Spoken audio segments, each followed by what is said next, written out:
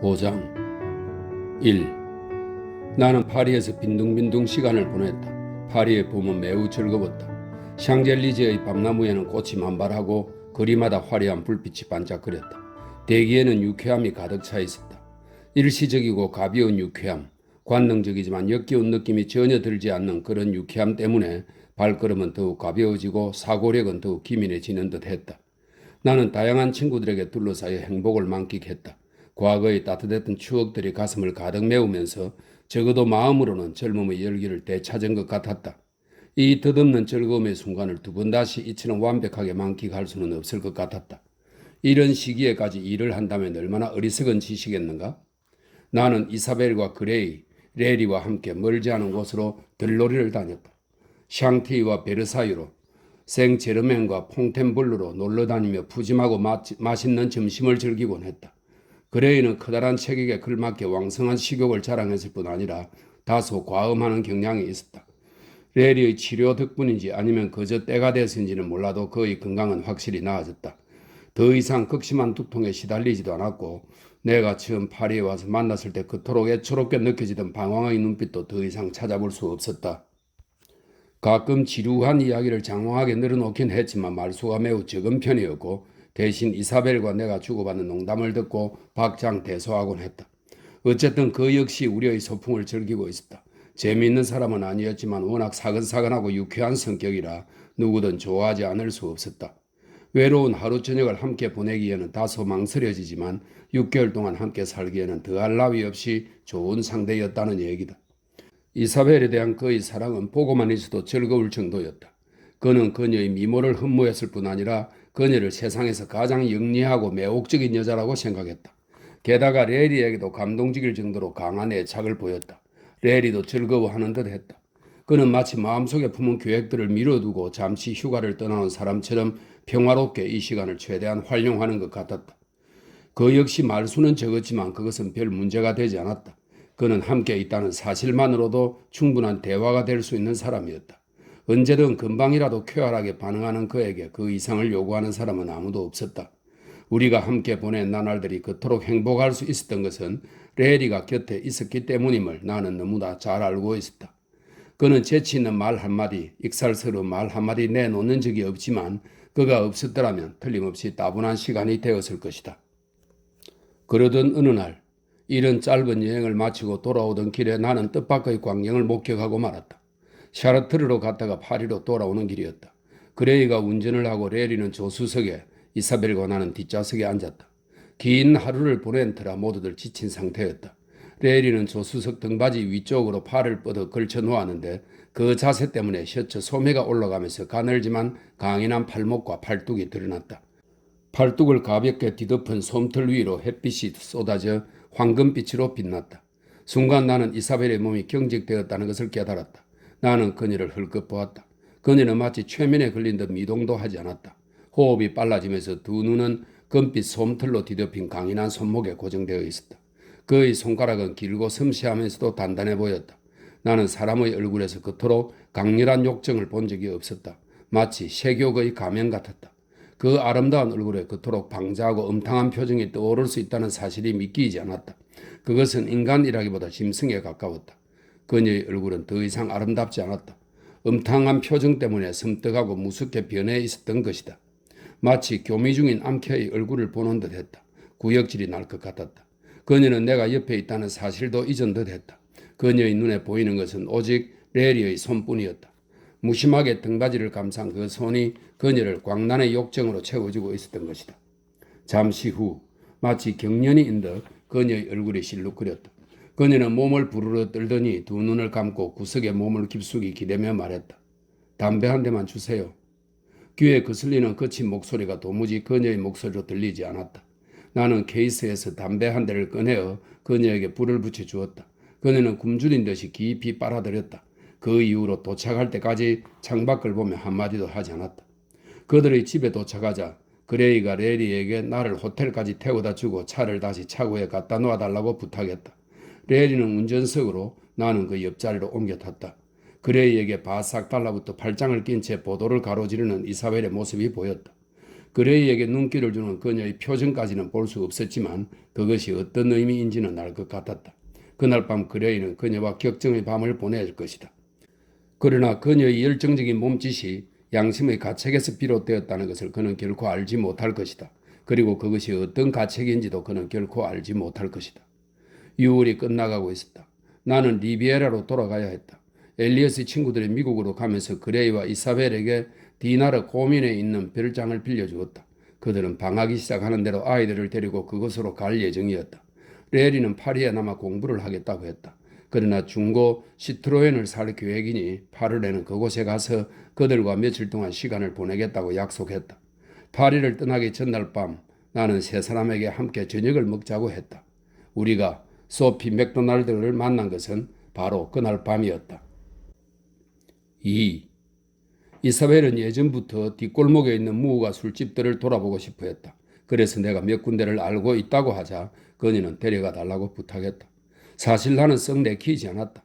파리에서 뒷골목 술집을 드나드는 사람들은 이처럼 다른 세상에서 구경하러 오는 사람들을 못마땅해 여기고 노골적으로 불쾌한 감정을 드러내는 경향이 있기 때문이다. 그러나 이사벨은 끝까지 고집을 부렸다. 나는 썩 유쾌한 경험은 아닐 거라고 경고하고 수수한 옷을 입으라고 신신당부했다. 우리는 늦은 저녁을 먹고 폴리 베르제르에서, 폴리 베르제르는 파리에 있는 뮤지컬 겸 브라이어티 극장입니다. 폴리 베르제르에서 1시간을 때운 다음 본격적으로 길을 나섰다. 나는 먼저 노트르담 근처에 있는 지하 술집으로 그들을 데려갔다. 깡패들과 그 애인들이 자주 들락거리는 곳으로 주인과는 잘 아는 사이였다. 그는 긴 테이블에 자리를 마련해 주었다. 질 나쁜 사람들 몇 명이 앉아 있었지만 나는 그들 모두에게 와인을 돌리고 서로의 건강을 위해 다 함께 축배를 들었다. 몹시 덥고 지저분했으며 담배 연기가 자욱한 곳이었다. 다음으로 데려간 곳은 스핑크스였다. 여자들이 속옷도 없이 화려한 싸구려 이브닝 드레스만 걸친 채 젖가슴과 젖꼭지를 전부 드러내고 마주 놓인 두 개의 긴 의자에 나란히 앉아 있었다. 곧이어 밴드가 연주를 시작하자 내키지 않은 듯 맥없이 춤을 추며 댄스홀 주위의 대리석 테이블에 앉아있는 남자들에게 시선을 던졌다. 우리는 따뜻한 샴페인 한 병을 주문했다. 몇몇 여자들이 우리를 지나가면서 이사벨을 헐끄덜끄 쳐다보았다. 이사벨이 그러한 눈길의 의미를 알까 하는 의문이 들었다. 다음으로 우리는 라프가로 갔다. 발을 들여놓는 순간부터 불쾌함이 느껴지는 음산하고 좁은 골목이었다. 우리는 어느 카페로 들어갔다. 그런 곳에서 흔히 볼 수 있을 법한 창백한 얼굴의 깡패 같은 청년이 피아노를 쳤고 피곤한 얼굴의 늙은 남자가 바이올린을 또 다른 남자가 색소폰을 연주하며 불협 화음을 만들어내고 있었다. 사람이 꽉 차서 빈자리가 없어 보였지만 우리에게 돈이 있다는 것을 감지한 주인은 한 커플을 다른 테이블에 합석시키고 우리를 그 자리에 앉혔다. 쫓겨난 커플은 몹시 기분 나빠하며 우리를 향해 욕설 비슷한 말을 찌끄러댔다. 많은 사람들이 춤을 추고 있었다. 모자에 빨간 방울 수를 단 수병들, 태 없는 모자를 쓰고 목에 스카프를 두른 남자들, 나이에 상관없이 눈두덩을 덕지덕지 칠하고 모자도 안 쓴 채 짧은 스커트와 화려한 블라우스를 차려입은 여자들, 남자들이 눈에 화장을 한 땅딸막한 소년들과 춤을 추기도 했고 마르고 험상궂게 생긴 여자들이 머리를 염색한 뚱뚱한 여자들과 춤을 추기도 했으며 남자와 여자가 함께 춤을 추기도 했다. 담배 연기와 술 냄새, 땀에 젖은 몸에서 발산되는 열기 때문에 공기가 후끈했다. 음악은 그칠 줄을 몰랐고 기분 나쁜 사람들이 땀으로 번들거리는 얼굴로 호호를 돌았다. 음숙하리만치 춤에 열중하는 그들의 모습을 보고 있자니 소름이 돋았다. 덩치가 크고 거칠어 보이는 사내도 두세 보였지만 대부분은 마르고 영양 상태가 안 좋아 보였다. 나는 음악을 연주하는 세 사람을 지켜보았다. 로봇의 연주라고 해도 좋을 만큼 기계적이었다. 처음 음악을 시작할 때 자신들이 아무도 들어주지 않는 박수도 받을 수 없는 음악가가 될 거라는 생각을 해보았을까 하는 의문이 들었다. 아무리 실력이 형편없어도 바이올린을 키우려면 레슨을 받고 연습을 해야 한다. 저 바이올리니스트도 이렇게 불길하고 지저분한 곳에서 새벽까지 폭스트롯이나 연주하려고 그렇게 피나는 노력을 한 것은 아닐 것이다. 음악이 끝나자 피아니스트가 더러운 손수건으로 얼굴을 닦았다. 춤을 추던 사람들은 지친 몸을 축 늘어뜨린 채 느릿느릿 기다시피 하며 각자의 테이블로 돌아갔다. 그때 미국인 목소리가 들려왔다. 어머, 이게 누구야? 한 테이블에서 여자가 일어서더니 우리 쪽으로 다가왔다. 같이 있던 남자가 앞을 가로막았지만 그녀는 남자를 밀쳐내고 비틀비틀 호호를 가로질렀다. 만취한 상태였다. 이윽고 그녀는 우리 테이블 앞에 서더니 좌우로 비틀거리며 바보처럼 실실거렸다. 우리를 만난 것이 몹시도 재미있는 모양이었다. 나는 내 일행들을 흘끗 둘러보았다. 이사벨은 넋이 나간 얼굴로 그녀를 보았고 그레이는 불쾌한 듯 인상을 쓰고 있었다. 그리고 레리는 믿을 수 없다는 듯이 그녀를 응시했다. 안녕, 소피, 이사벨이 말했다. 그럼 누구인 줄 알았어? 그녀는 꼴깍거리는 목소리로 대꾸하고는 지나가던 웨이크를 잡았다. 빈센트, 의자 하나만 갖다 줘. 그가 팔을 획 빼내며 대꾸했다. 직접 가져오시지. 나쁜 자식. 그녀가 그에게 침을 뱉으면서 말했다. 걱정하지 말라고 소피. 셔츠 바람으로 옆 테이블에 앉아있던 뚱뚱한 남자가 말했다. 남자는 커다란 머리에 기름을 잔뜩 바르고 있었다. 여기 의자 있잖아. 이런 데서 만나다니 정말 반가운데. 그녀는 여전히 몸을 비틀거리며 말했다. 안녕 레리, 안녕 그레이. 그러고는 뚱뚱한 사내가 그녀의 뒤에 갖다 놓은 의자에 불썩 앉았다. 그녀가 소리쳤다. 다 같이 한잔 해야지. 주인. 주인은 아까부터 우리에게서 눈을 떼지 않고 있었다. 그가 우리 쪽으로 다가왔다. 당신 아는 분들이야 소피? 그는 소피에게 당신이라는 친밀한 호칭을 써가며 물었다. 주둥이 닥쳐. 그녀는 술 취한 사람답게 실실거리며 웃었다. 어릴 때 친구들이야. 내가 샴페인 한 병 돌려야지. 말 오줌 같은 거 갖고 오면 안 돼. 토하지 않는 걸로 갖고 오라고. 그가 말했다. 당신 취했어 소피. 그만 꺼져. 그래도 샴페인 한 병을 팔게 돼서인지 그는 기뻐하며 자리를 떠났다. 우리는 안전을 생각해서 브랜디 소다를 마시고 있었다. 소피가 잠시 멍한 눈으로 나를 빤히 쳐다보았다. 이분은 누구야 이사벨? 이사벨이 내 이름을 대했다. 기억날 것 같네요. 시카고에 한번 오셨었죠? 아, 그 잘나신 선생님 맞죠? 아마 그럴 겁니다. 내가 미소를 지으며 대꾸했다. 나는 전혀 기억이 나지 않았지만 그리 놀라운 일은 아니었다. 10년이 넘도록 시카고에는 가본 적이 없었을 뿐더러 그때나 그 이후에나 만난 사람이 한두 명이 아니었으니까 말이다. 그녀는 키가 꽤 큰 편이었다. 너무 말라서인지 서 있으면 훨씬 더 커 보였다. 잔뜩 구겨지고 얼룩진 연녹색 시크 브라우스에 짧은 검정색 스커트 차림이었다. 밝은 젓갈색으로 염색한 짧은 머리는 컬이 심하진 않았지만 흥크러져 있었고 화장도 매우 짙었다. 두 뺨에는 눈밑까지 연지를 바르고 위아래 눈 두덩을 파랗게 칠했으며 겉눈썹과 속눈썹 모두 마스카라로 덕지덕지 뒤덮었다. 입술에는 주황색 립스틱이 칠해져 있었다. 매니큐어를 바른 손톱은 몹시 지저분했다. 사실 그녀는 그곳에 있는 어떤 여자보다도 행실이 나쁜 것 같았다. 그냥 술에 취하기만 한 게 아니라 마약까지 복용한 게 아닐까 하는 생각이 들었다.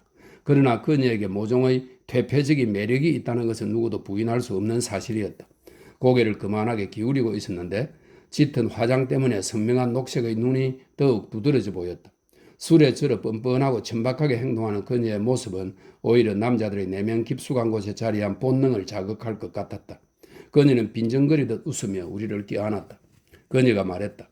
나를 만난 게 미치도록 반갑지는 않은 모양이군. 이사벨은 차가운 미소를 지으며 곤란한 듯 말했다. 파리에 있다는 얘기는 들었어. 전화라도 하지. 전화번호에 있는데. 우리도 여기 온 지 얼마 안 됐어. 마침내 그레이가 아내를 구하려고 나섰다. 소피, 여기 생활 즐거운가 봐요? 아주 좋아요. 그런데 그레이, 파산했다면서요? 그 얼굴이 벌겋게 달아올랐다. 그래요. 안 됐네요. 지금 시카고 경기가 많이 안 좋은가 봐요. 저는 빠져나온 게 천만다행이죠. 젠장 저 자식 왜 술 안 가져오는 거야? 지금 오고 있어요. 내가 말했다. 웨이터가 유리잔과 와인이 놓인 쟁반을 들고 테이블 사이를 이리저리 빠져나오고 있었다. 내 목소리를 듣고 그녀는 내게로 눈을 돌렸다. 우리 사랑하는 시댁 식구들이 날 시카고에서 쫓아냈거든요. 내가 자기네 그 지랄 같은 평판을 망쳐놓았다나? 그녀가 천박하게 킬킬거리고는 이렇게 덧붙였다. 졸지에 본국에서 보내주는 돈으로 먹고 사는 게으름뱅이가 됐지 뭐예요? 샴페인이 도착하고 잔이 채워졌다. 그녀가 손을 떨며 잔을 입으로 들어올렸다. 빌어먹을 인간들 얼마나 잘났다고. 그녀는 잔을 비우고 레리를 헐끗 보았다. 할 말이 없나 봐요 레리. 그때까지 그는 무표정한 얼굴로 그녀를 보고 있었다. 사실 그녀가 나타난 이후로 줄곧 그녀에게서 눈을 떼지 않았다. 이었고 그가 상냥하게 미소를 지으며 대꾸했다. 원래 말이 별로 없잖아요. 다시 음악이 시작되고 한 남자가 우리 쪽으로 다가왔다. 키가 크고 체격이 좋았으며 반짝이는 검은 머리칼은 엉클어져 있었다. 커다란 매부리 코에 역시 커다랗고 관능적인 입술을 가진 남자였다. 마치 사보나롤라에게 이 사보나롤라는 이탈리아의 종교개혁자입니다. 사보나롤라에게 악한의 이미지를 더 씌워놓은 것 같았다. 그곳에 있는 다른 대부분의 남자들처럼 깃이 없는 셔츠를 입고 있었고 몸에 꽉 끼이는 코트는 가까스로 단추를 채워 허리의 곡선이 드러날 정도였다. 소피, 그만 춤추러 가야지. 꺼져, 지금 바쁘다고. 친구들이랑 있는 거 안 보여? 네 친구들이 나랑 무슨 상관이야. 꺼지라고 해. 춤이나 추자고. 그가 그녀의 팔을 잡았지만 그녀는 획 뿌리쳤다. 참견 마, 머저리 자식. 젠장, 엿먹으라고. 그레이는 그들의 말을 이해하지 못했지만 이사벨은 완벽하게 알아들었을 것이다. 정숙해 보이는 여자일수록 묘하게도 외설스러운 것들을 많이 알고 있는 법이다. 불쾌하다는 듯 그녀의 얼굴이 일그러졌다. 남자는 손바닥을 편 채 팔을 들어 올려 막노동으로 단련된 손으로 그녀를 때리려 했다. 그때 그레이가 의자에서 절반쯤 일어났다. 꺼져버려요. 그가 서투른 억양으로 외쳤다. 남자는 동작을 멈추고 사나운 눈으로 그레이를 보았다. 몸조심하라고 머저리 같은 놈. 소피가 쓴 웃음을 터뜨리며 덧붙였다. 뻗고 싶지 않으면. 남자는 그레이의 커다란 키와 육중한 체구와 힘에 제압당한 듯 했다. 언짢은 얼굴로 어깨를 한번 으쓱하고는 우리에게 욕 한마디를 던지고 슬그머니 내뱉다. 소피는 술 취한 사람답게 킬킬거렸고 우리들은 아무 말도 하지 않았다. 내가 그녀의 잔을 다시 채워주었다. 그녀가 술잔을 비우고 물었다. 레리, 당신 파리에 살아요? 당분간은. 술 취한 사람과 대화를 나누는 것은 언제나 힘든 일이며 맨정신인 사람이 불리하다는 것도 부인할 수 없는 사실이다. 우리는 난처하며 따분하게 몇 분 동안 얘기를 이어나갔다. 이었고 소피가 의자를 뒤로 밀었다. 남자친구한테 돌아가지 않으면 미친 듯이 화를 낼 거예요. 퉁명스럽고 난폭하긴 하지만 나쁜 사람은 아니에요. 그녀는 비틀비틀 일어서며 말을 이었다. 안녕 친구들, 또 와요. 난 매일 밤 여기 있을 거니까. 그녀는 춤추는 사람들을 이리저리 비집고 나아가며 그 속으로 사라졌다. 나는 이사벨의 단아한 얼굴에 얼음장 같은 냉소가 서린 것을 보고 하마터면 웃음을 터뜨릴 뻔했다. 아무도 말을 하지 않았다. 여기 정말 불길하네요. 그만 가요. 이사벨이 불쑥 말했다. 나는 우리의 술값과 소피가 산다던 샴페인 값까지 지불하고는 일행을 데리고 나왔다. 호월에서 많은 사람들이 춤을 추고 있었으므로 우리는 사람들의 눈길을 받지 않고 빠져나올 수 있었다. 벌써 새벽 2시가 넘은 시각이라 들어가서 자고 싶었지만 그레이가 배가 고프다기에 나는 몽마르트르에 있는 그라프 식당으로 가서 요기를 하자고 제안했다. 우리는 말없이 차를 타고 그라프로 향했다. 내가 조수석에 앉아 그레이에게 길을 알려주었다. 곧이어 화려하고 야한 레스토랑에 도착했다. 테라스에는 여전히 사람들이 앉아 있었다. 우리는 안으로 들어가 베이컨 에그와 맥주를 주문했다. 이사벨은 이제 평정을 되찾은 듯 했다. 적어도 겉으로 보기엔 그랬다. 그녀는 다소 빈정거리는 투로 내게 파리의 점잖지 못한 세계를 알고 있어서 좋겠다고 말했다. 너가 부탁한 거잖아. 정말 재미있었어요. 아주 멋진 밤이었다고요? 그레이가 말했다. 멋지긴 끔찍한 밤이었잖아. 게다가 소피까지. 이사벨은 상관없다는 듯 어깨를 으쓱해 보였다. 그러고는 내게 물었다. 전혀 기억 안 나세요? 선생님 처음 우리와 식사하던 날 선생님 옆에 앉아 있었잖아요. 그땐 저렇게 끔찍한 빨강머리가 아니었죠. 원래는 지저분한 연갈색이에요. 나는 기억을 되짚어 보았다. 녹색에 가까운 푸른 눈의 어린 소녀가 떠올랐다. 고개를 기울이고 있는 모습이 매력적이었다. 예쁘진 않았지만 신선하고 꾸밈 없었으며 수줍으면서도 당돌한 모습이 재미있다고 생각했었다. 이제야 기억나는군. 예쁜 이름이라고 생각했거든. 우리 친척 중에도 소피라는 분이 계셔서 밥 맥도날드라는 남자와 결혼했더랬죠. 그레이가 말했다. 그 친구 아주 괜찮은 사람이었습니다. 지금껏 제가 만나본 사람 중에 가장 잘생긴 축에 속했어요. 그런 사람이 소피의 어떤 면에 끌렸는지 이해할 수가 없다니까요. 제가 이랑 결혼하고 곧바로 결혼했죠. 소피의 어머니는 아버지와 이혼하고 스탠더드 오일 중국 지사에서 일하는 사람이랑 재혼했어요. 소피는 마빈에서 아버지 쪽 친척들과 함께 살았기 때문에 당시에는 꽤 자주 만났죠. 그런데 결혼하고 나더니 사람들하고 거의 왕래를 안 하더라고요. 밥 맥도날드는 변호사였는데 돈벌이가 시원치 않아서 노스사이드에 엘리베이터도 없는 아파트에서 살았거든요. 하지만 그것 때문만은 아니었어요. 그냥 아무도 안 만나고 싶었나 봐요. 사실 전 그렇게 열렬히 사랑하는 부부는 처음 봤어요. 결혼한 지 2, 3년이나 지나서 아기까지 있는데도 영화를 보러 오면 꼭 연인들처럼 행동했거든요. 밥은 소피 허리에 팔을 두르고 있고 소피는 밥 어깨에 머리를 기대고 있고 시카고에선 걔네 부부가 조롱거리였죠. 레리는 이사벨의 말을 주의 깊게 듣고만 있을 뿐 한마디도 하지 않았다. 표정을 보아서 무슨 생각을 하는지 알 수 없었다. 내가 물었다. 그런데 왜 그렇게 된 거지? 어느 날 밤 두 사람은 작은 오픈카를 타고 시카고로 돌아오고 있었어요. 아기도 함께 말이에요. 아기는 봐줄 사람이 없어서 늘 데리고 다녔거든요. 소피는 모든 일을 손수 도맡아 했죠. 그래도 두 사람 모두 아기는 끔찍이 아꼈어요. 그런데 술 취한 사람들이 커다란 세단을 타고 시속 130km로 마저 달려오다가 그들과 충돌한 거예요. 밥과 아기는 그 자리에서 즉사했지만 소피는 뇌진탕을 일으키고 갈비뼈가 한두 개 부러진 정도였죠. 사람들은 밥과 아기가 죽었다는 사실을 가능한 한 소피에게 숨기려고 했지만 별 수 없잖아요. 결국 털어놓았죠. 얘기 들어보니까 정말 가관이었대요. 소피는 미치기 일보 직전이었죠. 온 동네가 떠나가라 비명을 질러대고 그래서 밤낮으로 사람이 붙어 있었는데 한 번은 정말 창문에서 뛰어내릴 뻔했대요. 우리도 최선을 다해 도우려고 했죠. 하지만 우리를 싫어하는 것 같더라고요. 퇴원 후에는 요양으로 보내서 몇 달 있었어요. 정말 안 됐군. 거기서 나온 다음부터 술을 마시기 시작하더니 술에 취하면 아무 남자하고나 자는 거예요. 시댁 식구들한테는 끔찍한 일이었죠. 점잖고 선한 분들이라 주문 같은 건 딱 질색했거든요. 처음에는 우리도 전부 소피를 도우려고 했어요. 하지만 불가능했죠. 같이 저녁 먹자고 부르면 이미 어디선가 술을 잔뜩 먹고 와서는 초저녁부터 뻗어있기 일쑤였죠. 그러더니 깡패 같은 사람들하고 붙어 다니기 시작했어요. 그 다음부터는 우리도 더 이상 손을 쓸 수가 없었죠. 잔뜩 취해서 운전을 하다가 경찰서에 끌려간 적도 있어요. 뒷골목 술집에서 만난 스페인계 남자랑 같이 타고 있었는데 알고 보니까 그 남자도 지명 수배자였던 거예요. 돈은 있었나 보지? 밥의 보험금도 있었고 상대 차량 소유주들도 보험에 가입되어 있어서 그 사람들한테서도 얼마간 받았나 봐요. 하지만 오래 버티지 못했죠. 주정뱅이처럼 펑펑 쓰고 다니더니 2년 만에 파산한 거예요.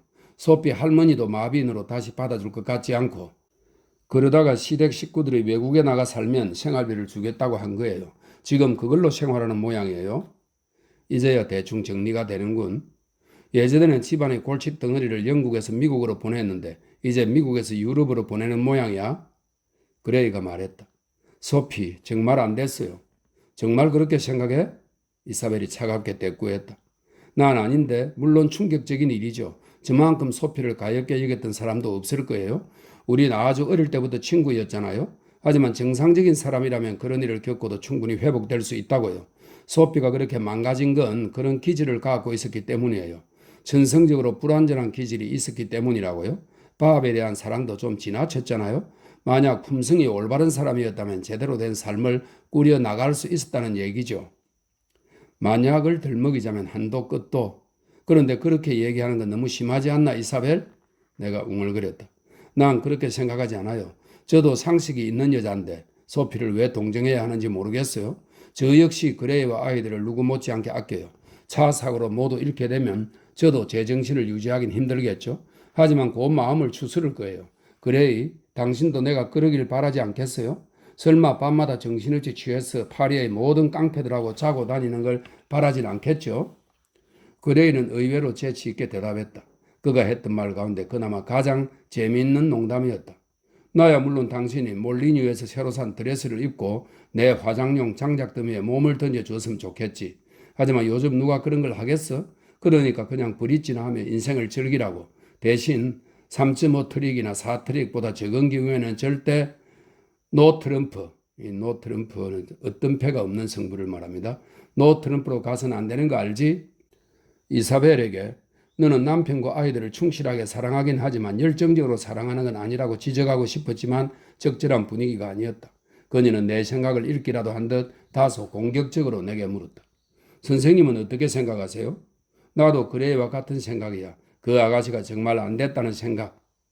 아가씨가 아니에요. 벌써 30이라고요? 남편과 아기가 죽었을 때 소피는 세상 끝난 것처럼 느껴졌을 거야. 그래서 자신이 어떻게 될지 전혀 신경 쓰지 않은 채 술과 난잡한 성교라는 끔찍한 타락으로 스스로를 내몬 거지. 자신을 그렇게 잔인하게 대한 삶에 복수하기 위해서 말이야. 천국 같은 생활을 하다가 그것을 잃게 되니까 보통 사람들이 사는 보통 세상을 견디지 못하고 좌절해서 지옥으로 곤두박질 친 거야. 더 이상 신들이 마시는 넥타를 마실 수 없다면 차라리 밀주를 마셔도 상관없다고 생각했다는 얘기지. 그런 건 선생님 소설이나 나올 만한 얘기잖아요. 말도 안 된다는 거 선생님도 아시죠? 소피가 술독에 빠진 건 술을 좋아해서 그런 거예요. 남편과 아이를 잃은 여자가 어디 한두 명이에요? 그 애가 타락한 건 그것 때문이 아니에요. 선에서 갑자기 악이 툭 튀어나올 수는 없죠. 악은 예전부터 항상 그 자리에 있었어요. 그걸 잘 막아두고 있다가 차 사고로 그 방어막이 깨지면서 본래의 모습이 나온 것 뿐이에요. 쓸데없이 소피를 동정하지 마세요. 소피는 원래 그런 애였어요. 그때까지 레리는 한마디도 하지 않았다. 생각에 골몰했는지 우리 얘기가 거의 안 들리는 것 같았다. 이사벨의 말이 끝나자 잠시 침묵이 흘렀다. 얼마 후 마침내 레리가 입을 열었다.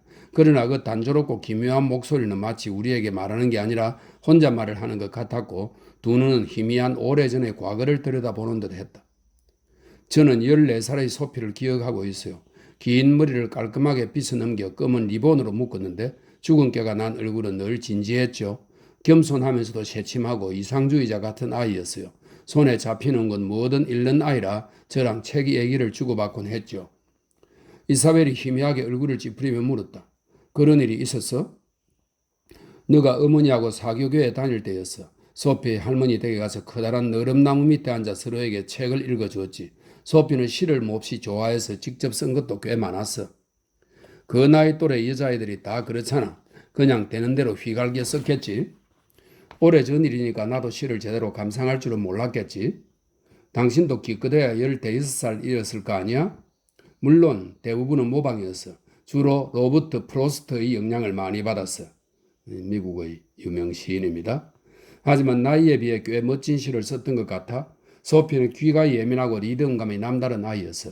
시골의 소리와 냄새, 예를 들면 처음 봄이 찾아올 때 대기에 감도는 온화함, 비온 후에 바짝 마른 흙냄새 따위에 민감했지. 소피가 시를 썼다는 건 금시초문이야.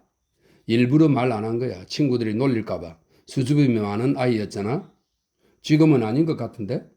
전쟁이 끝나고 돌아와 보니까 어른이 다 됐더군. 그동안 노동자 계급의 고충에 대한 책들을 많이 읽고 시카고에서 직접 현장 조사를 하기도 했지. 그땐 칼 샌드버그에게 빠져서, 칼 샌드버그는 미국의 유명한 사회주의 시인 겸 소설가입니다. 칼 샌드버그에 빠져서 빈곤층의 참상과 노동력 착취에 대해 혹평하는 자유시를 쓰고 있었어. 사실 진부하긴 했지만 솔직한 시들이어서 연민과 대의도 느껴졌고 당시 소피는 사회사업가가 되고 싶어 했지. 감동적이었어. 희생하고자 하는 열망 말이야. 난 소피가 아주 유능한 여자라고 생각해. 어리석지도 감상적이지도 않았지. 그보다는 귀여운 순수함과 기묘하리 많지 고매한 영혼을 가진 여자였어. 그 해에 우린 꽤 자주 만났지. 나는 이사벨이 그의 말을 들으면서 점점 격분하고 있음을 알 수 있었다. 레리는 자신이 그녀의 가슴에 비수를 꽂았으며 무심하게 한마디 한마디 내뱉을 때마다 그 비수를 비틀어 더욱 큰 상처를 내고 있다는 것을 전혀 깨닫지 못했다. 그러나 막상 말문을 연 이사벨의 입가는 미소가 나타나 있었다. 소피가 왜 당신을 그렇게 절친한 친구로 선택했을까? 레리는 의심의 빛이 전혀 없는 눈으로 그녀를 보았다. 그건 모르겠는데 소피는 가난했지만 주위에 온통 부유한 친구들 뿐이었어. 나 역시 그 무리에는 끼를 수가 없었지. 내가 마빈에 살았던 건 밥 아저씨가 그곳에서 병원을 운영했기 때문이었잖아. 소피도 그 때문에 우리가 통한다고 느꼈을 거야. 레리에겐 친척이 없었다. 대부분의 사람들에겐 그의 왕래가 없어도 최소한 자신의 어떤 특정 가문의 일원이라는 느낌을 갖게 해주는 사촌이 한두 명은 있게 마련이다. 그러나 레리의 아버지는 외아들이었고 어머니도 외동딸이었다. 외할아버지와 친할아버지 가운데 한 분은 퀘이크 교도로 젊었을 때 바다에서 실종되었고 또 한 분은 형제자매가 전혀 없었다. 이 세상에 레리만큼 철저하게 혼자인 사람은 없을 것이다. 이사벨이 물었다. 혹시 소피가 당신을 사랑했다고 생각해 본 적은 없어? 한 번도. 레리는 웃으면서 대꾸했다. 그레이가 평소처럼 솔직하게 말했다. 레리가 전쟁에서 부상당하고 영웅이 되어 돌아왔을 때 시카고 여자들 절반은 레리에게 홀딱 반했었지? 이건 그 정도가 아니었던 것 같은데 소피는 당신을 흠모했던 거야. 가엾은 레리, 그걸 몰랐다고? 모르기도 했지만 그건 분명히 아니었을 거야. 당신은 아무래도 소피를 너무 고상한 여자로 생각하는 것 같아. 리본으로 머리를 묶은 삐쩍 마른 소녀가 진지한 얼굴을 하고 감동받아 떨리는 목소리로 아름다운 키츠의 시를 읽던 모습이 아직도 눈에 선해. 그 소녀는 어디로 간 걸까? 이사벨은 다소 어이없는 표정으로 도무지 알 수 없다는 듯 레리에게 의심 섞인 눈길을 보냈다. 시간이 너무 늦었네요. 피곤해서 정신이 하나도 없어요. 그만 가죠. 3.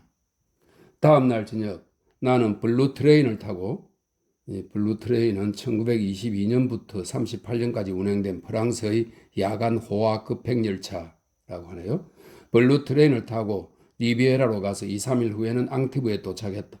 그곳에서 엘리엇을 만나 파리의 소식을 전해주었다. 그는 건강 상태가 좋지 않았다.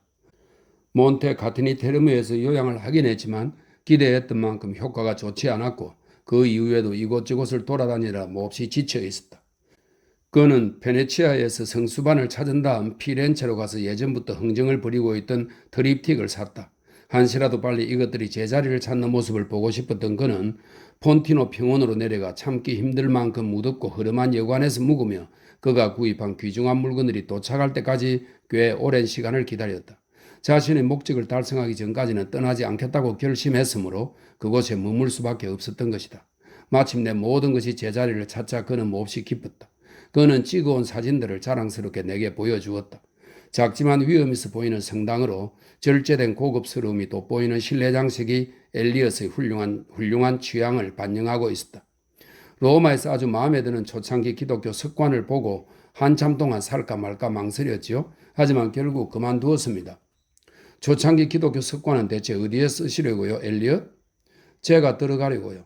디자인이 아주 좋아서 입구 양옆에 성수방과 나란히 놓으면 잘 어울릴 것 같았죠. 하지만 초창기 기독 교도들은 체구가 작고 땅딸막했으니 나한테는 맞지도 않았을 겁니다. 태아처럼 무릎을 턱까지 끌어올리고 누워서 최후의 심판을 받으러 갈 수는 없지 않겠습니까? 얼마나 불편하겠어요. 나는 웃음을 터뜨렸지만 엘리엇은 진지한 표정이었다. 그보다 더 좋은 생각이 있답니다. 벌써 준비도 다 해놨지요. 그리 쉽진 않았지만 그 정도 어려움은 예상했습니다. 제단 앞 성당 계단 발치에 묻히는 겁니다. 그러면 폰티노의 가난한 농민들이 성사에 참석하러 올 때마다 그 묵직한 구두발로 내 뼈를 쿵쾅 밟을 것 아닙니까? 멋지지 않습니까? 그냥 밋밋한 석판에 제 이름하고 태어난 날짜, 죽은 날짜만 새기는 겁니다. 그의 기념비를 찾으려거든 주위를 둘러보아라. 이런 말도 있지 않습니까? 저는 라틴어는 어느 정도 압니다. 흔한 인용문 정도는 이해할 수 있지요. 내가 신랄하게 말했다. 제가 실례했군요, 선생님. 우둔한 상류층 사람들만 만나다 보니 작가 선생님을 만나고 있다는 사실을 잠시 잊었습니다. 하지만 정작 제가 드리고 싶은 말씀은 따로 있습니다. 유언장에 지시해 놓긴 했지만 선생님께서 그것들이 제대로 이행되는지 확인해 주십사 하는 겁니다. 저는 퇴역 대령들과 중산층 프랑스인들이 들끓는 리비에라는 절대 묻히지 않을 겁니다. 물론 부탁은 들어드리겠습니다, 엘리엇. 하지만 그런 일은 한참 후에나 일어날 텐데 벌써부터 계획을 세우실 필요가 있습니까? 저도 이제 살 만큼 살았습니다. 솔직히 말씀드리면 죽는 게 그리 슬프지는 않습니다. 랜드의 시에도 있지 않습니까? 랜드는 영국의 작가입니다. 삶의 불에 두 손을 녹여놓라. 나는 글에 대한 기억력이 형편없지만 이 시는 매우 짧았으므로 암송할 수 있었다. 나는 누구와도 싸우지 않았노라. 싸울 만한 상대가 없었기에 자연을 사랑했고 그 다음으로 예술을 사랑했노라. 삶의 불에 두 손을 녹였노라. 불길이 꺼지려 하니 나는 이제 떠날 준비가 되었도다. 바로 그겁니다. 이런 풍자시에 자신의 상황을 끼워 맞출 수 있다니 정말 대단한 상상력을 가졌다는 생각이 들었다. 그러나 그는 이렇게 말했다. 제가 느끼는 감정에 딱 들어맞는 시입니다. 굳이 한 가지를 덧붙이자면 평생도록 유럽의 최고 상류 사회에서만 살아왔다는 것이죠. 그건 사행시로 압축하기가 힘들 것 같은데요. 상류 사회는 죽었습니다. 그래도 예전에는 미국이 유럽을 대신해서 서민들이 동경할 만한 귀족 사회를 만들어낼 수 있을 거라고 생각했지요. 하지만 공황 때문에 이제는 그럴 가능성이 완전히 사라졌습니다. 가엾은 내 조국은 손도 못 쓰고 중산층 사회로 전락하고 있지요. 글쎄 지난번에 미국에 갔을 때는 택시기사가 나한테 형제라도 되는 것처럼 말을 걸더군요. 믿어지십니까? 리비에라 역시 1929년에 일어난 공황의 여파에서 회복되지 못한 상태였지만 엘리엇은 계속해서 파티를 열고 파티에 참석하고 있었다. 게다가 예전에는 로트실트가가 아닌 이상 유태인의 집에는 절대 드나들지 않았지만 이제는 가장 성대한 파티들이 선민들, 즉 유대인들에 의해 열리고 있었고 엘리엇은 파티가 열리면 참석하지 않고는 못 배기는 사람이었다. 그는 이 사람 저 사람 찾아다니며 상냥하게 악수를 나누거나 키스를 건넸지만 그러면서도 마치 유배당한 왕족이 평민들과 어울린다는 사실을 수치스러워하듯 소외감을 느끼지 않을 수 없었다. 그러나 유배당한 왕족들도 그들의 인생을 즐기고 있었다. 게다가 영화배우를 만나보는 것을 최대의 꿈으로 품고 있는 모양이었다. 엘리엇은 또한 연극배우들을 사극의 사람처럼 대하는 현대적인 관행도 못마땅하게 생각했다. 그러나 은퇴한 여배우가 가까운 곳에 호화로운 집을 짓고 손님들을 초대하면서 강요들과 공작들, 귀부인들이 결국 그녀와 함께 몇 주씩 묵곤 하자 엘리엇도 그 집의 단골 손님이 되었다. 물론 온갖 사람들이 섞여 있긴 하지요. 하지만 원하지 않는 사람하고는 굳이 얘기를 나눌 필요가 없습니다. 그 여배우가 고국의 동포라고 생각하니까 도와줘야 할 것 같더군요. 그 집 손님들도 주인에게 모국어로 대화할 수 있는 손님이 한 명 있다면 좀 더 편안하게 즐길 수 있지 않겠습니까? 가끔은 그의 건강 상태가 너무 안 좋아 보여서 나는 무리하지 않는 게 좋겠다고 말하곤 했다. 선생님, 제 나이가 되면 뒤처지는 걸 감당할 수가 없습니다. 50년 가까이 최고의 상류층에서 생활을 해왔어도 어디든 모습을 드러내지 않으면 잊히고 만다는 사실을 모르시겠습니까? 자신이 얼마나 슬픈 고백을 하고 있는지 알기나 할까 하는 생각이 들었다. 나는 더 이상 엘리엇을 비웃을 수가 없었다. 그가 너무 가엽게 느껴졌기 때문이다.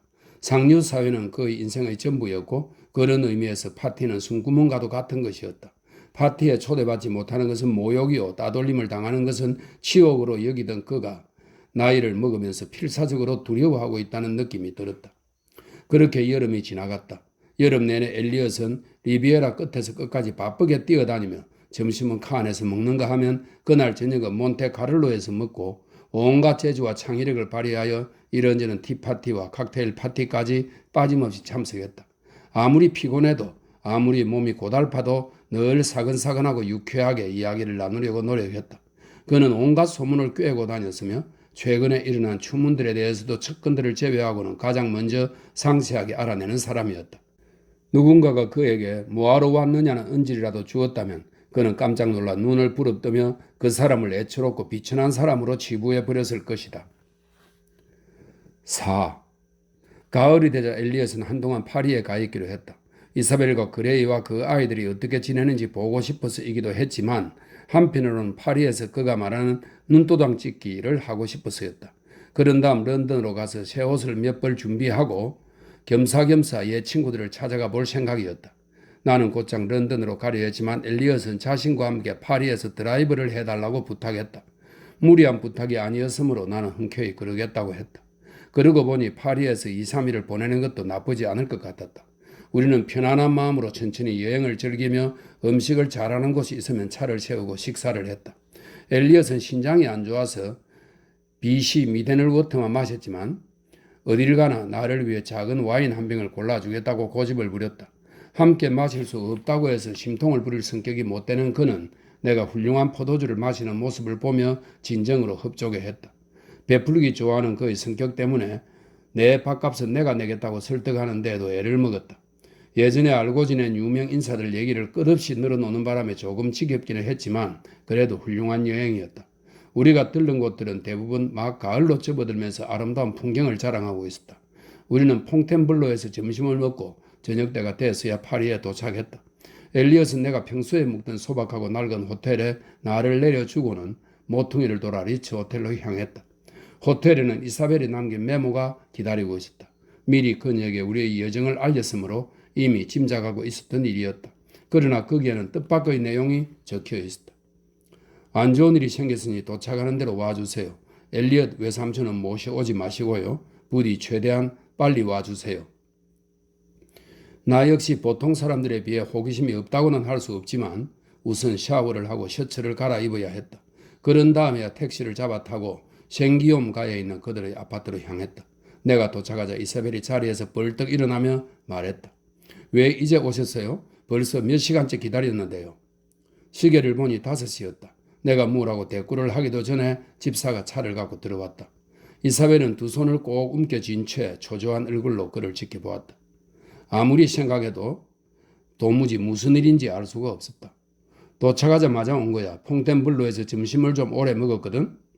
정말 외삼촌 늑장은 알아줘야 한다니까. 난 미치는 줄 알았다고요.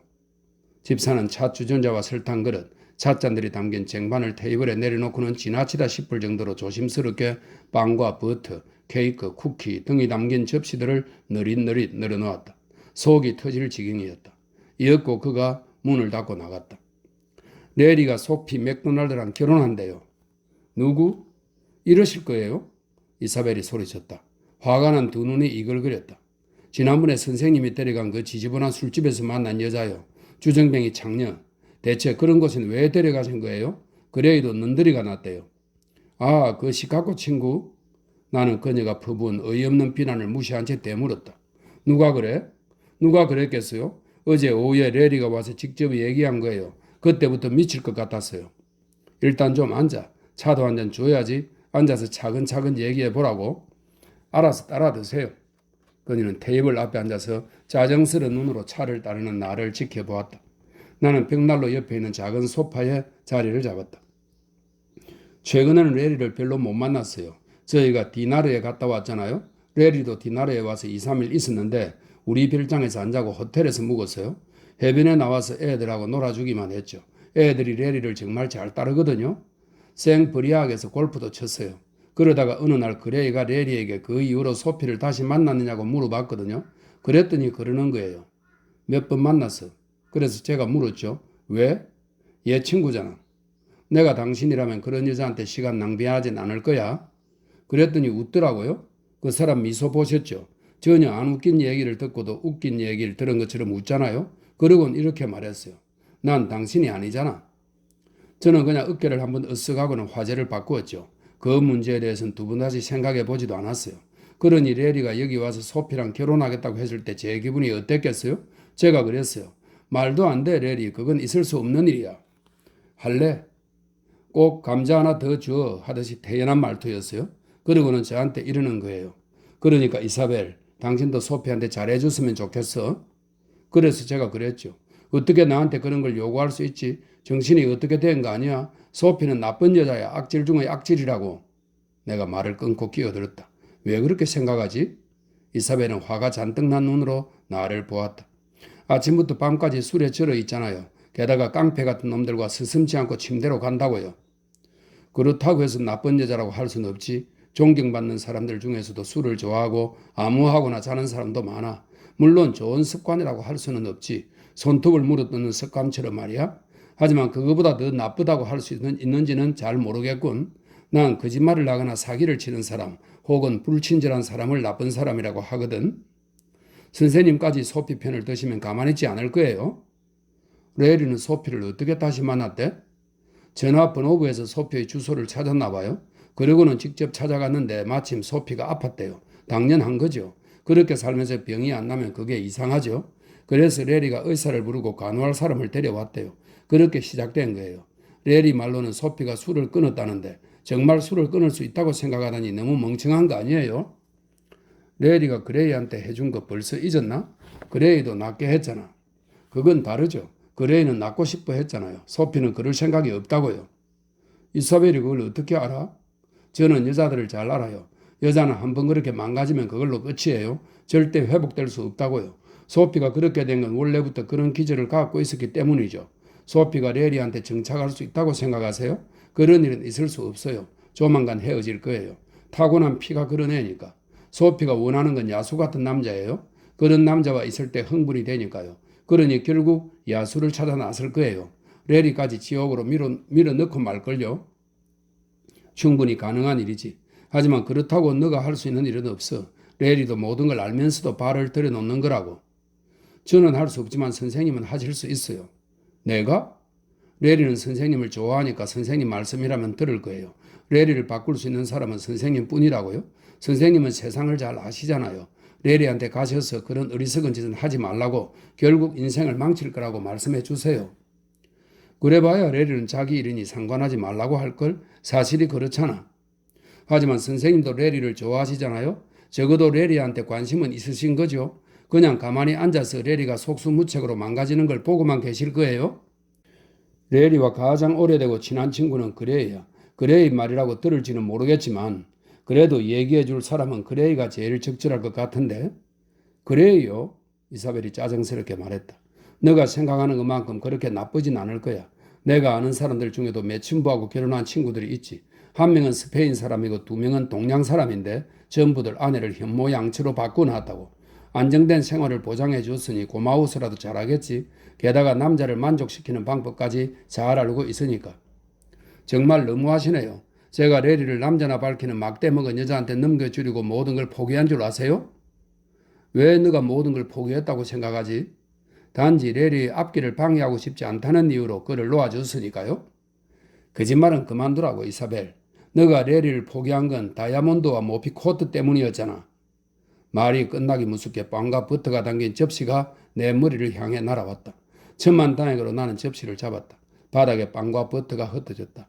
나는 일어나서 접시를 테이블에 올려놓았다. 이 크라운 더비 접시가 깨졌으면 너희 엘리엇 외삼촌께서 아주 고마워하셨을걸. 도시 공작 3세를 위해 만들어진 거라 값을 매길 수 없을 만큼 귀한 거니까. 그러자 이사벨이 날카롭게 말했다. 빵과 버터 주우세요. 직접 주워. 내가 다시 소파에 앉으면서 대꾸했다. 그녀는 자리에서 일어나 씩씩거리며 흩어진 빵과 버터를 주었다. 이러고도 영국 신사라고 하시겠죠? 그녀가 사납게 소리쳤다. 난 평생 그런 건 해본 적도 없어. 그만 나가주세요. 다시는 안 배웠으면 좋겠네요. 꼴도 보기 싫어요. 그거 참 유감이군. 난 이사벨만 보면 기분이 좋아지거든. 혹시 이런 얘기 들어봤는지 모르겠는데 이사벨의 코는 나폴리 박물관에 있는 푸시케의 코와 똑같아. 세상에서 가장 아름답고 순결한 미인을 상징하는 푸시케 말이야. 게다가 이사벨은 다리 곡선도 예술이지. 길고 늘씬한 곡선을 보면 정말 놀랍다는 생각이 들거든. 어릴 때는 굵고 못생겼던 다리가 어떻게 그렇게 아름다워졌을까 하고 말이야. 철석 같은 의지와 신의 은총 덕분이죠. 그녀가 여전히 환한 목소리로 대꾸했다. 하지만 무엇보다도 매혹적인 건 이사벨의 손이야. 가늘고 우아하거든. 너무 크다고 생각하셨던 것 아니에요? 키를 생각하면 큰 편은 아니지. 이사벨의 손이 움직이는 걸 볼 때마다 그 우아함에 절로 감탄이 나오거든. 타고난 건지 아니면 이사벨이 직접 노력하는 건지는 모르겠지만 아무튼 손짓을 취할 때마다 아주 아름답게 보이는 건 사실이야. 꽃 같기도 하고 하늘을 나는 새 같기도 하고 그 손은 이사벨이 하는 그 어떤 말보다 훨씬 더 많은 것을 표현하지. 마치 엘 그레코의 초상화에 엘 그레코는 그리스 태생의 스페인 종교 화가입니다. 엘 그레코의 초상화에 그려진 손 같아. 사실 엘리엇이 너희 조상 중에 스페인 대공이 있다고 하기에 안 믿었는데 그 손을 보면 믿어야 할 것 같다니까. 그녀는 부르퉁하게 고개를 들었다. 그건 무슨 얘기예요? 저는 처음 듣는데요. 나는 그녀에게 엘리엇이 그들 집안의 조상이라고 했던 나우리아 백작과 메리 여왕의 시녀 얘기를 들려주었다. 이사벨은 자신의 긴 손가락과 매니큐어를 바른 손톱을 만족스럽게 뜯어보았다. 사람이 누군가의 피를 이어받는 건 당연한 거죠. 이사벨이 말했다.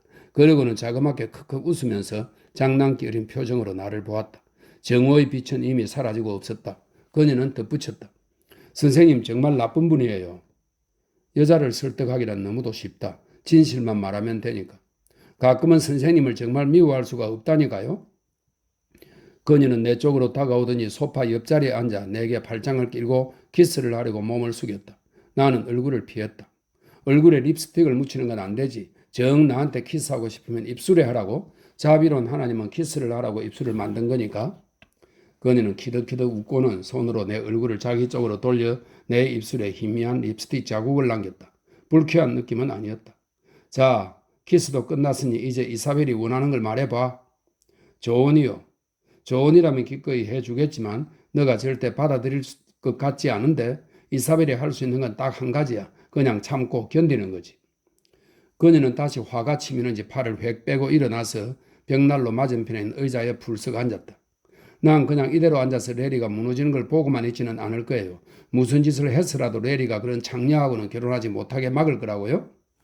소용없을걸. 그는 지금 인간의 가슴을 붙잡는 가장 강력한 감정에 사로잡혀 있으니까. 레리가 소피를 사랑한다는 말씀은 아니죠. 아니, 그런 건 그리 중요한 문제가 아니야. 그럼 뭐가 중요해요? 신약 성서 읽었지? 그랬을걸요? 그럼 예수가 40일 동안 광야에서 금식한 거 기억나나? 그가 한창 줄여 있을 때 마귀가 와서 이렇게 말했지. 너가 만일 하나님의 아들이라면 이 돌들이 빵으로 변하게 하라. 하지만 예수는 그 유혹을 거부했어. 그러자 이번에는 마귀가 그를 성전 꼭대기에 세워놓고 말했지. 너가 만일 하나님의 아들이라면 뛰어내리라. 천사들의 보호를 받고 있으니 그들이 받들어 줄 거라고 말이야. 하지만 이번에도 예수는 거부했어. 그러자 마귀는 그를 높은 산으로 데려가서 천하 만국을 보여주고 너가 만일 엎드려 경배하면 그 모든 것을 주겠다고 했지. 그러자 예수는 사탄아 물러가라 라고 했어. 간략하고 교훈적인 마태복음에 따르면 이 이야기는 여기서 끝나지. 하지만 그게 끝이 아니었어. 교활한 마귀는 또 한 번 예수에게 가서 이렇게 말한 거야. 만일 너가 지옥과 불명예, 태형, 가시면류관, 십자가의 죽음을 받아들이면 너는 인류를 구원할 것이다.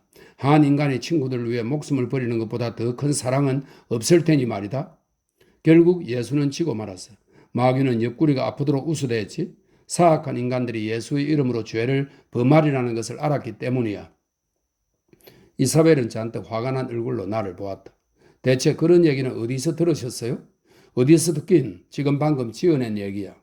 엉터리예요. 불경스럽다고요. 난 단지 자기 확신이 얼마나 강력한 열정이 될 수 있는지 알려주고 싶었을 뿐이야. 정욕도 굶주림도 그 옆에서는 아주 하찮은 것이 되어버리지.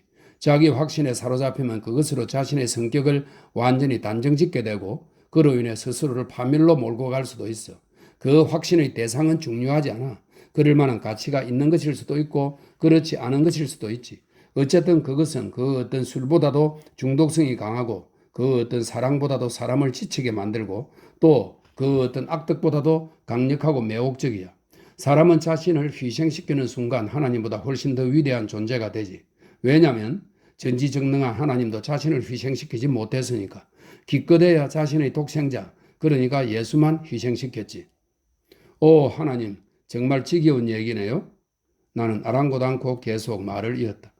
그런 열정에 사로잡힌 레리에게 상식이나 분별력 따위가 통할 거라고 생각하나? 조금이라도 영향을 미쳤을 것 같느냐는 말이지. 넌 레리가 그 오랜 시간 동안 뭘 찾아다녔는지 몰라. 나 역시 추측만 하고 있을 뿐 확실하게 알지 못하지. 그는 수년 동안 육체 노동을 하면서 많은 경험을 쌓았지만 그것들도 지금 그가 느끼는 욕망에 비하면 아무것도 아니야. 사실 그건 단순히 욕망이라고 하기에 무언가 부족한 정도지. 그보다는 마치 아우성 치는 듯한 절박한 욕구야. 순수한 아이로만 알고 있던 여자가 타락한 것을 보고 그 여자의 영혼을 구하고픈 욕구에 사로잡힌 거야. 이사벨 말이 옳아. 나 역시 레리가 지금 가망도 없는 일을 하려 드는 거라고 생각해. 레리는 섬세하고 예민한 친구야. 그러니 지옥과도 같은 고통을 맛보겠지. 그가 교회 간 평생의 과업들, 그게 무엇이었든 간에 그것들 역시 제대로 해결되지 못할 테지. 비열한 파리스는 아킬레우스의 발 뒤꿈치를 쏴서 죽였어. 레리에겐 그런 냉혹함이 없지. 성자라고 해도 영광을 얻기 위해서는 반드시 갖고 있어야 하는 그런 냉혹한 말이야. 저는 레리를 사랑해요. 하지만 맹세코 그 사람한테 아무것도 바라지 않아요. 아무것도 기대하지 않는다고요. 저만큼 사심없이 그를 사랑할 수 있는 사람은 없어요. 그런데 그런 사람이 불행한 길을 가려야 하잖아요. 그녀는 울음을 터뜨렸다. 차라리 우는 게 낫겠다 싶어 그냥 내버려 두었다. 나는 조금 전에 머릿속에 떠올랐던 뜻밖의 발상으로 생각을 돌렸다. 그러고는 상념에 빠져들었다. 기독교가 일으킨 잔인한 전쟁들과 박해, 기독교도들이 기독교도들에게 가한 고문, 몰인정, 위선, 편협 등을 보면서 마귀는 흡족한 얼굴로 손익을 따져보고 있지 않을까? 인류에게 죄의식이라는 쓰릿은 짐이 지워졌다는 사실, 그 죄의식 때문에 별이 빛나는 아름다운 밤이 컴컴해지고 잠시 스쳐가는 이 세상의 쾌락들에 불길한 그림자가 드리워졌다는 사실을 떠올리고 마귀는 킬킬거리면서 이렇게 중얼거릴 것이다. 아무리 마귀라도 인정할 건 인정해 줘야지. 잠시 후 이사벨은 핸드백에서 손수건과 거울을 꺼내어 거울을 들여다보며 조심스럽게 눈가를 닦아냈다. 그녀가 쏘아붙이듯이 말했다. 동정심이 지나치신 것 아니에요? 나는 그녀를 물끄러미 바라보았다. 그러나 아무런 대꾸도 하지 않았다. 그녀는 얼굴에 분을 두드리고는 립스틱을 발랐다. 좀 전에 레리가 그 오랜 시간 동안 무엇을 찾아다녔는지 알 것 같다고 하셨죠? 그게 무슨 뜻이었어요? 그냥 추측일 뿐이야. 내가 틀렸을 수도 있어. 내 생각엔 철학이나 종교 그리고 머리와 가슴을 모두 만족시킬 수 있는 인생의 규칙 같은 것을 찾지 않았을까 하는데 이사벨은 잠시 내 말에 대해 생각해 보았다. 이윽고 한숨을 내쉬며 입을 열었다. 일리노이주 마빈에 살던 시골 소년이 그런 생각을 갖고 있다니 너무 이상하지 않아요? 그렇게 따지면 매사추세츠의 농장에서 태어난 루스 버뱅크 씨가 미국의 식물 육종가입니다. 루스 버뱅크 씨가 씨 없는 오렌지를 생산하고 미시건 농장에서 태어난 헨리 포드가 틴리치를 만든 게 틴리치는 T형 포드 자동차의 애칭입니다. 헨리 포드가 틴 리치를 만든 게 더 이상하지. 하지만 그런 건 실용적인 것들이잖아요. 미국의 전통 같은 거라고요? 나는 웃음을 터뜨렸다. 인생을 최대한 쓸모있게 사는 법, 그것보다 더 실용적인 게 있을까? 이사벨은 따분한 듯한 몸짓을 취했다. 레리를 잃고 싶진 않지? 그녀는 고개를 끄덕였다. 레리가 얼마나 성실한 친구인지 알잖아. 이사벨이 자기 아내를 멀리하면 자신도 이사벨을 멀리할 친구야. 너가 조금이라도 분별력이 있다면 소피와 친하게 지내는 게 좋을걸? 과거는 잊고 가능한 한 소피한테 잘해주려고 노력해야지. 결혼하려면 옷도 사야 할 텐데 같이 옷을 골라주는 건 어떨까? 소피도 좋아할걸? 이사벨은 눈을 가늘게 뜨고 내 말에 귀를 기울였다. 열심히 듣다가 잠시 생각에 잠기는 듯 했지만 무슨 말을 하는지 짐작이 가지 않았다. 이윽고 그녀가 뜻밖의 말을 했다. 소피한테 같이 점심 먹자고 해주실래요? 어제 레리한테 한 얘기도 있는데 제가 초대하는 건 좀 어색하잖아요. 그렇게 해주면 예의 바르게 행동할 거지. 천사처럼 행동할게요. 이사벨의 미소는 너무도 매력적이었다. 그럼 지금 당장 물어보지. 가까운 곳에 전화기가 있었다. 나는 얼른 소피의 전화번호를 찾았다. 소피는 전화벨이 한참 울린 후에야 전화를 받았다. 프랑스에서 전화를 쓰려면 참을성 있게 기다리는 법을 배워야 한다. 나는 이름을 밝힌 다음 곧바로 본론으로 들어갔다. 지금 막 파리에 도착해서 레리와 결혼한다는 소식을 들었어요. 두 사람을 축하해주고 싶은데 기꺼이 응해줬으면 좋겠네요. 옆에서 이사벨이 심통이라도 부리듯 내 팔의 안쪽을 꼬집는 바람에 하마터면 비명을 지를 뻔했다. 내가 여기는 일정이 길지 않아서 내일 모레쯤 리츠에서 레리와 함께 점심을 먹었으면 하는데 시간 괜찮겠어요? 그레이와 이사벨, 엘리엇 템플턴에게도 물어볼 생각이에요. 레리한테 물어볼게요. 옆에 있거든요. 잠시 침묵이 흘렀다가 그녀가 다시 전화를 받았다. 네, 레리도 좋다고 하네요. 나는 시간을 정하고 의례적인 인사를 나눈 다음 수화기를 내려놓았다. 그러나 이사벨의 눈을 보는 순간 다소 불안한 생각이 들었다. 무슨 생각이야? 눈빛이 수상한데? 유감이네요. 제 눈도 좋아하시는 줄 알았는데? 설마 무언가 꿍꿍이가 있는 건 아니겠지, 이사벨? 그녀는 눈을 크게 뜨며 말했다. 그런 건 절대 아니에요. 사실은 소피가 어떤 모습일까 궁금해 미치겠어요? 레리가 소피를 완전히 바꿔놨다잖아요? 다른 건 몰라도 얼굴에 떡칠을 하고 리츠에 나타나는 일은 없었으면 좋겠네요. 5. 내가 주최한 작은 파티는 그리 나쁘지 않았다. 그레이와 이사벨이 먼저 도착하고 5분 후에 레리와 소피 맥도널드가 모습을 드러냈다. 이사벨과 소피는 서로 따뜻하게 키스를 나누었다. 그런 다음 이사벨은 다시 그레이와 함께 그녀의 약혼을 축하해 주었다. 나는 이사벨이 소피의 외모를 평가하듯 위아래로 휙 훑어보는 모습을 포착했다. 나 역시 적잖이 놀랐다. 라프가의 술집에서 봤을 때 소피는 젓갈색 머리에다 얼굴에는 덕지덕지 화장을 했으며 밝은 녹색의 코트를 입고 있었다. 술에 잔뜩 취해 사납게 행동하긴 했지만 어딘지 도발적이고 천박하면서도 매혹적이었다. 그러나 지금 그녀는 몹시 칙칙해 보였고 분명히 이사벨보다 한두 살 어릴 텐데도 그녀보다 훨씬 더 나이 들어 보였다. 여전히 고개를 삐딱하게 기울이고 있긴 했지만 왠지 모르게 그런 모습이 애처롭게 느껴졌다. 더 이상 염색을 하지 않은 머리는 원래의 색으로 돌아가고 있었지만 예전에 염색한 부분과 새로 자란 부분이 경계를 이루어 지저분해 보였다. 입술에 붉은 립스틱만 발랐을 뿐 화장기 없는 얼굴이었는데 피부는 거칠고 창백했고 내가 기억하는 생기 넘치는 녹색 눈은 핏기 없는 잿빛으로 변해 있었다. 새로 산 듯 보이는 붉은색 드레스를 입고 모자와 신발, 가방 등도 드레스와 색깔을 맞춘 듯 했다. 여자 옷에 대해 아는 척하고 싶은 생각은 없지만 자리에 비해 지나치게 공들여 꾸몄다는 느낌을 지울 수 없었다. 가슴에는 리볼리가에서 산 듯한 야한 인조 보석 하나가 붙어 있었다. 검은 실크 드레스와 양식 진주 목걸이, 최근 유행 모자로 멋을 낸 이사벨과 비교되어 더욱 촌스럽고 초라해 보였다. 나는 칵테일을 주문했지만 레리와 소피는 마시지 않겠다고 했다. 이윽고 엘리엇이 도착했다. 그는 넓은 로비를 가로질러 걸어오면서 아는 사람을 볼 때마다 일일이 악수를 나누거나 손에 키스를 건넸다. 마치 리츠가 자신의 집이고 초대에 응해준 손님들에게 감사의 인사를 건네는 것 같았다. 그는 소피에 대해 차 사고로 남편과 아이를 잃었으며 곧 레리와 결혼할 거라는 사실 외에는 들은 바가 없었다. 마침내 우리가 있는 곳에 도착한 그는 주인 행세를 하듯 두 사람에게 인자하고 상냥하게 축하의 말을 건넸다. 우리는 식당으로 들어갔다. 남자 넷에 여자가 둘이었으므로 나는 원탁에 이사벨과 소피가 서로 마주보게 앉히고 소피의 양옆에 그레이와 내가 앉았다. 그러나 테이블은 작아서 다 같이 대화를 즐길 수 있었다. 식사는 이미 내가 주문해 놓았으므로 와인 담당 웨이터가 와인 메뉴판을 들고 왔다. 자넨 와인에 대해 아무것도 모르잖아. 메뉴판을 이리 주게 알베르. 엘리엇은 메뉴판을 넘겨보며 말을 이었다. 나는 미네랄 워터만 마실 거지만 다른 분들이 형편없는 와인을 마시는 건 참을 수 없지.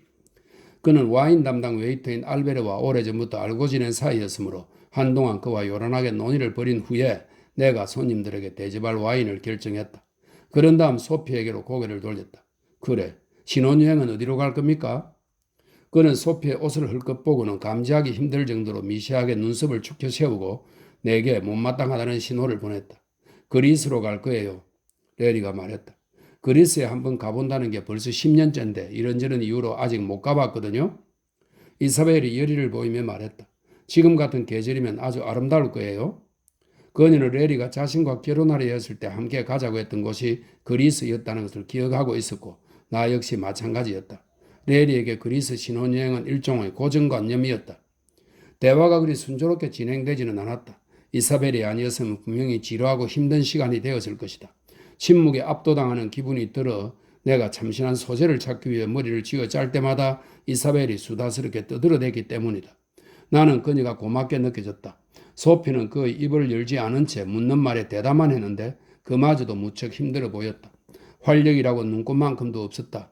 마치 그녀의 안에 있는 무언가가 죽어버린 것처럼 말이다.